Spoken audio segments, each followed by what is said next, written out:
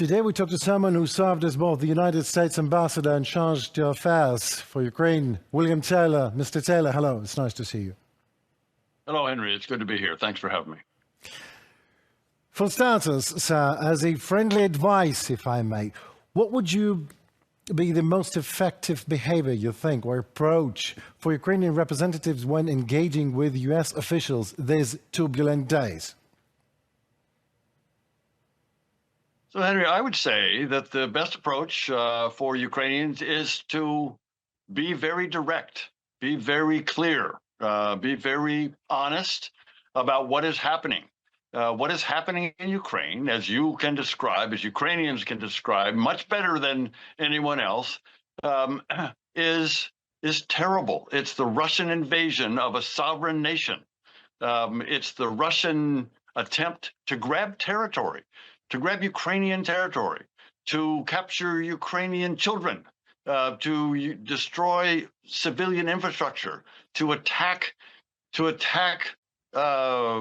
apartment buildings, residences, that tell the story, tell the Ukrainian story of what's actually happening today. And that is the most effective way for people to understand that it's in our interest that Ukraine win this war because of what Russia is, what Russia is trying to do to Ukraine, what Russia might then do to Europe, and what Russia does to U.S. interests. So that story, that accurate description of what's going on in Ukraine right now is the best way for Ukraine to make the case. Sounds like a way out of misunderstanding, but last week a Ukraine recovery conference was held in Rome, as well known. The results are whatever the results are, but maybe the same results, just faster, could be achieved through direct bilateral individual negotiations of sorts between Ukraine and partners, just saying, or am I not seeing the whole picture, the underwater part of an iceberg maybe? So in my career, I have seen these assistance conferences, these pledging conferences, these international meetings, whether it be for other nations. And there is some benefit to that. There are two things, two beneficial aspects of these international meetings. One is it is an action-forcing event. When nations know, when senior officials in individual nations, whether it be the United States or Great Britain or the European Union or Germany or France, when they or Japan or wherever, when nations know that they are going to sit down with other nations at a certain time, at a certain place, they will work on a pledge, work on a program that they can put together for that receiving nation. And that is an action-forcing event. It makes officials in these governments focus and pay attention and act and get their bureaucracies to act. It's a major effort for these nations, the donor nations, to get together these pledges, and it takes time and effort and coordination, bureaucratic work, identification of resources. That takes time. So that's important to do. It's an action-forcing event. That's the first thing, Henry. But the second thing is there is a coordination that needs to take place in these meetings. That is, you don't want nations to do overlapping things unless you want them to. That is, you want to coordinate these efforts so that some nations can focus on rebuilding. Some nations can focus on reconstruction. Some nations can focus on roads. Some nations can focus on technical assistance to the government. Some nations can focus on humanitarian assistance. Some nations can focus on psychological assistance to victims. There are a lot of different aspects, as you know well, and every nation, every donor nation need not do every one. They can focus on individuals. So for those two reasons, there's some value in having these international meetings. So it's like a multi-domain terrain that's going through altogether. All right, well, Mr. Trump's 50 days ultimatum to Putin.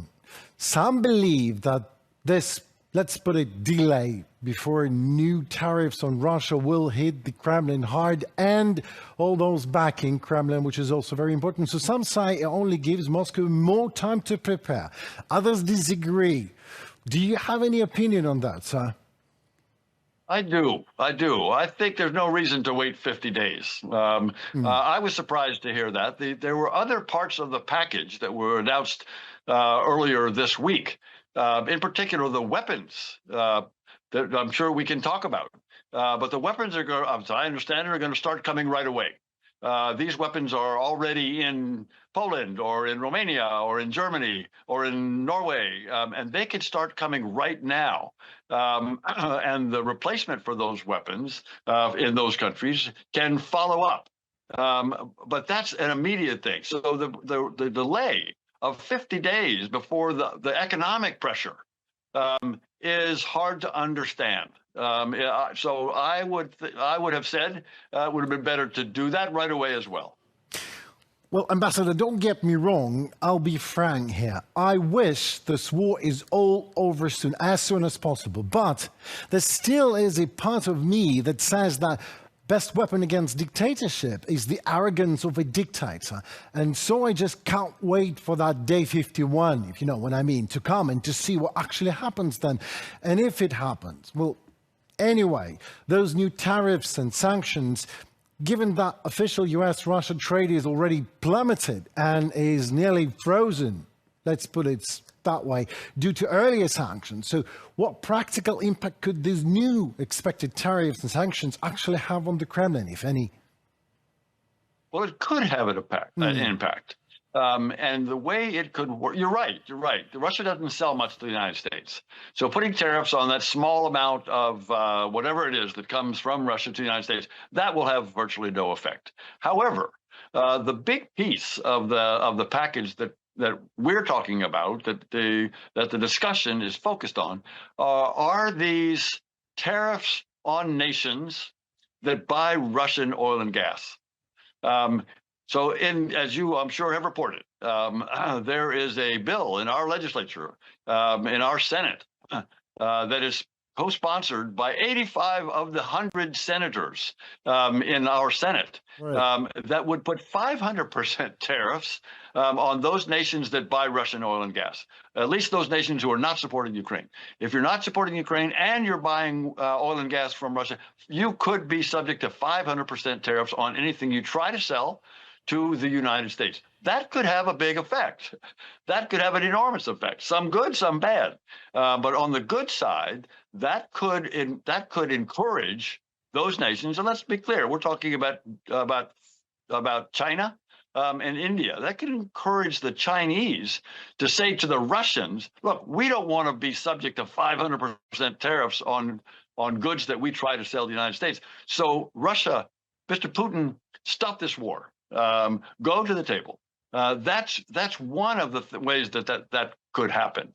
But if they continue to buy those oil and gas volumes, then there are these tariffs that would go on, and presumably India and China would look for other places to buy this oil and gas rather than paying these big tariffs. They could say, okay, we won't buy Russian oil and gas anymore because we don't want to pay these tariffs. So we'll buy oil and gas from other places. But there are other ways to get oil and gas to India or China.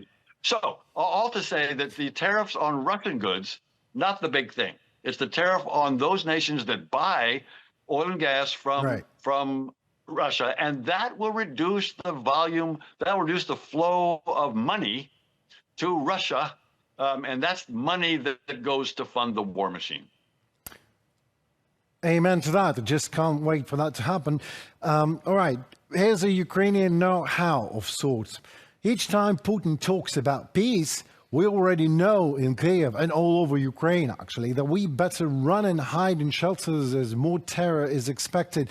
It will be raining missiles and drones. I mean, 4, 5, 6, 7, 8 hundreds of drones and missiles, and people will die again every day for 3.5 years in a row by now. And I'm talking here civilian areas, cities and towns and communities and schools and nursing homes, you name it. So it's a Ukrainian reflex already. As soon as Comrade Putin talks about peace, more war and destruction and death is coming. Because that is obviously what Russian peace is it's war. So, Ambassador, according to your vast experience, do you sincerely believe there is a way to bring Moscow to a negotiating table through diplomacy? I do. I do. And I am totally sympathetic with all of what you just described. Knowing what Ukrainians go through every night. I visit and I experienced it for a couple of days while I'm there. I'll be there for 2 weeks in September, and I know I'll experience my time in the shelters. But I know that Ukrainians do that every night and have done that every night for 3.5 years. So I am totally sympathetic to that horror and the lack of sleep and the destruction and the killing that goes on every night. So I know that. So how to stop that? That's exactly the right question. Is it possible to stop that? And I think there are two things that have to happen, some of which we just talked about. One is the United States and Europe need to be very clear with the Ukrainians and with the Russians that the weapons that we're talking about now will continue to come. Right. That we will continue to provide the weapons, the anti-aircraft, the anti-missile, but also the artillery, ammunition, the other weapons that Ukraine needs to stop the Russians. And that stopping of the Russians, when Putin realizes he's not going to be able to win on the battlefield, when he realizes that, then yes, he will come to the table. But there's a second piece, which we've already talked about as well, and that's the economic piece. Right. And if we can cut the flow of funds into the Russian economy, as President Trump has suggested, although he's waiting 50 days for reasons that I don't understand, but if we can cut the flow of funds, that also sends a message to Putin that he needs to come to the table. We need to put pressure on Putin to come to the table to negotiate. I have a long list of questions in this regard, but that's maybe I will just put it aside until our next interview. But next question, back to United States, and namely to foreign policy itself.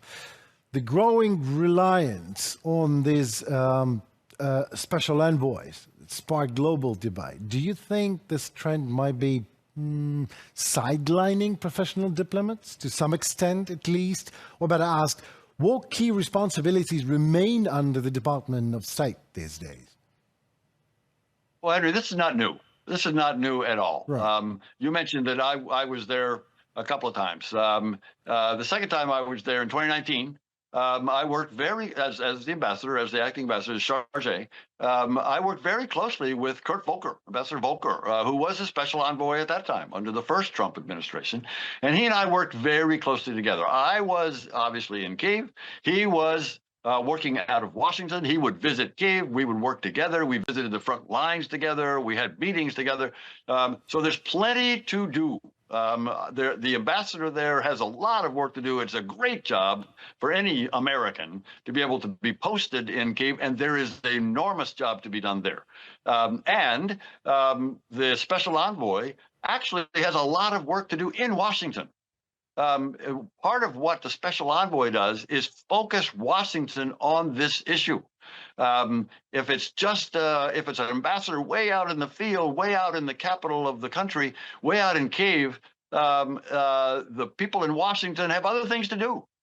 The people in Washington have a lot of other problems that they have to deal with. I guess they do. If they've got a special envoy there who's based in Washington, whose sole job is to focus on Ukraine and get the U.S. policy, the U.S. government, the U.S. institutions focused on Ukraine, that is a good combination. The way you put it, you just clear the fog. Now I understand it. But another question is, the Department of State is reportedly set to cut around 3,000 positions as part of a broader reconstruction or restructuring plan by the White House. So wouldn't that weaken the effectiveness of U.S. foreign policy in general? It could. It could. I worry about that too. I have some good friends who lost their jobs last Friday. More are losing their jobs as we hear. And that has to have an effect. That has to have an effect on our ability to tell the U.S. story, the American story abroad, and also to have people abroad who can tell the Ukrainian story. people abroad who are in those embassies, who can understand the culture and the history and the war, Right. and report that back to Washington. So that has to have an effect. I worry about that as well. I am sure that high priority areas like Ukraine will continue to get what they need in terms of the diplomats and in terms of the resources, but it's going to have an effect. Right. Well, another amen goes to that. And a last question for today, a question from my mum, Ambassador. I'm sorry, she knows I'm interviewing American ambassador today here, and she won't forgive me if I won't bring it up. But I'm surely millions of Ukrainians would love to have an answer to that just as well. So here I go. Knowing that Mr. Trump's superpower, well, amongst many other supermanly as per recent White House social media posting, but his superpower is unpredictability of sorts. So my question is, recent Mr. Trump's major pro-Ukrainian change of hearts in everything, in rhetoric, in actions, is that irrevocable? Henry, tell your mother that nothing is irrevocable. But she's right, and Ukrainians are right to be a little concerned about the consistency of U.S. policy. I totally get that. Americans get that. But tell your mother that President Putin has overplayed his hand. President Putin has made this switch from President Trump possible. President Trump understands that President Putin has been playing him, has been humiliating him, has been mocking him. And President Trump does not like to be humiliated or mocked or played. President Trump wants, as you say, as your mother says, he's got some superpowers. He is unpredictable. That can be good and bad. True. But in this case, Putin has overplayed his hand. Putin has made Trump understand that Putin is not serious about one of Trump's main goals. You will remember, Henry, that President Trump, when he was running for presidency last fall, he said he could solve this problem in 24 hours. Right. Yeah, obviously, he couldn't do it in 24 hours, but that is an indication of a high priority, very high priority that Donald Trump puts on ending this war. And you can tell your mother that he is convinced that that's an important thing to do. President Trump now understands that Putin is the problem. Putin is keeping Trump from accomplishing one of his major priorities. I would say his major foreign policy priority. And it is frustrating him. It's frustrating Trump. So Trump, I believe, now understands that and is going to pursue that pressure that we just talked about, putting pressure on Putin. Putin is not his friend. And I think President Trump now understands that, will put pressure on it. And I'm hoping that's the way that Ukrainians will see the end of this war. Right. Well, now American President Donald J. Trump knows what my mother knew from the very start. Good to know. And thank you so very much for your time and experience. Again, you cleared the fog in many things for me, and I hope for my audience just as well. Thank you so very much, sir. Hope to talk to you soon. It's good to be here. I look forward to it. Thank you. Bye. Thank you. Goodbye.